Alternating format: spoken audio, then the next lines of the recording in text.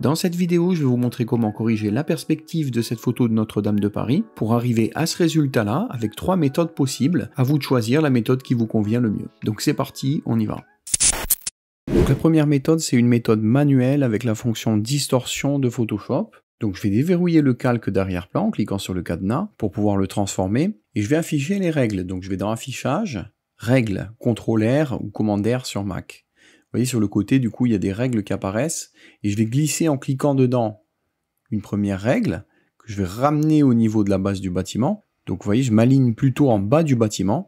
Et je vais glisser un autre repère au niveau de la base extérieure du bâtiment, le côté droit. Voilà, donc ça va me servir de repère d'alignement. Donc j'ai 2 repères d'alignement. Et ensuite, je vais faire CTRL-T ou commande T sur Mac pour avoir le cadre de sélection. Je dézoome un peu, Alt molette ou Option molette pour avoir de la place. Et là, on fait clic droit, distorsion. Ce qui fait que quand on clique sur un coin, ça va déformer, ça va pousser l'image. Vous voyez, donc je peux quand même un peu zoomer, me rapprocher de l'image pour être précis, pour déformer l'objet. Voilà, et je m'aide vraiment de ce repère à droite. Là, je suis à peu près aligné avec le repère. Voilà, je suis le long de l'arête ici, du côté droit, donc là c'est bon. Et pareil à gauche, je vais glisser et je déplace de façon à être aligné.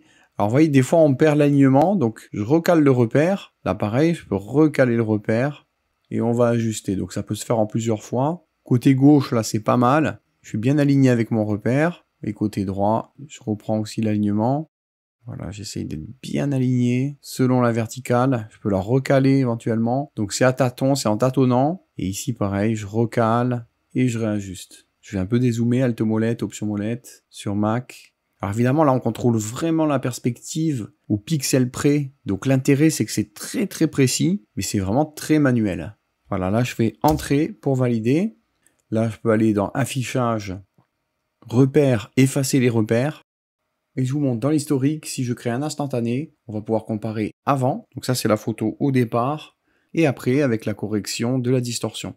Donc je rembobine et je vous montre la deuxième méthode. Donc cette fois, on va aller dans les filtres et on va demander correction de l'objectif. Donc ici, on a l'onglet correction automatique et on a aussi l'onglet personnaliser. Et dans personnaliser, il y a plusieurs types de corrections, les distorsions en coussinet et barillet, les aberrations chromatiques, le vignettage et il y a notamment ici la correction de la perspective verticale. Donc si on part faire le côté gauche, donc en négatif, vous voyez qu'on redresse automatiquement l'image. Donc cette fonction, elle est très pratique. Qu'on va pouvoir ajuster le visuel. Alors l'idéal, c'est d'aller en bas et de cocher afficher la grille, qui va nous aider fortement, puisque là, je vais pouvoir régler la taille des carreaux. Donc on va réduire le nombre de carreaux, et on va pouvoir s'appuyer sur ces lignes pour pouvoir redresser les verticales. Donc moi, je trouve que cette fonctionnalité-là, elle est beaucoup plus pratique, puisqu'on voit bien les lignes verticales, et on arrive à mieux s'appuyer vraiment sur ces lignes de grille. C'est plus convivial pour faire le réglage. Voilà, donc pensez bien à afficher la grille et à régler la taille de la grille pour avoir un nombre de carreaux suffisant. Comme ça, on s'appuie sur cette grille pour corriger l'aspect vertical du bâtiment de Notre-Dame. Et je valide avec OK. Donc ça, c'était la méthode numéro 2 en passant par le filtre, correction de l'objectif. Et la troisième méthode, on va passer par Caméra Raw. Donc on va aller dans Filtre, Caméra Raw. Et à droite, vous avez une rubrique Transformation de la géométrie. Donc si on clique, ici on a plusieurs possibilités. On a le mode automatique, là où on peut corriger la verticale, un peu comme on l'a fait avec Photoshop. Alors je trouve qu'il étire quand même beaucoup sur la hauteur, mais on a le même genre de résultat qu'avec le filtre de correction de l'objectif de Photoshop. Mais vous avez aussi cette méthode ici avec les repères qui est intéressante. Donc si je clique, je crée un premier repère le long d'un segment, comme ceci, et un deuxième repère. Donc il faut bien choisir le segment de repère, voilà comme ceci, donc là c'est parfait, il va bien redresser la perspective. Donc j'aime bien cette méthode aussi en passant par Caméra Raw, qui est équivalent aussi avec Lightroom, puisque c'est une méthode qui est conviviale, on trace 2 repères et puis il redresse automatiquement la perspective. Donc ça aussi c'est très efficace, donc je valide avec OK. Alors là l'inconvénient c'est que j'ai des zones qui sont vides, donc avec le lasso polygonal, je vais sélectionner la zone ici qui est manquante, majuscule, je rajoute aussi la zone ici qui manque, comme ceci, et je referme. Donc je dépasse un peu, il faut bien que je dépasse. Et je fais remplissage génératif, générer, et il va remplir automatiquement le morceau manquant. Bon, sinon j'aurais pu recadrer autour de l'image. Voilà, donc il me recrée un visuel.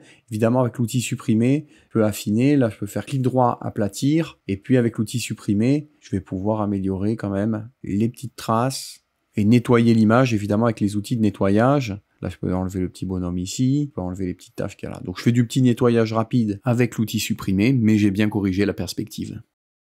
Voilà, donc dans cet atelier pratique, on a vu 3 méthodes pour changer la perspective de l'image. Mes préférées sont quand même les 2 dernières méthodes où c'est un peu plus automatique et convivial. Voilà pour cet atelier pratique.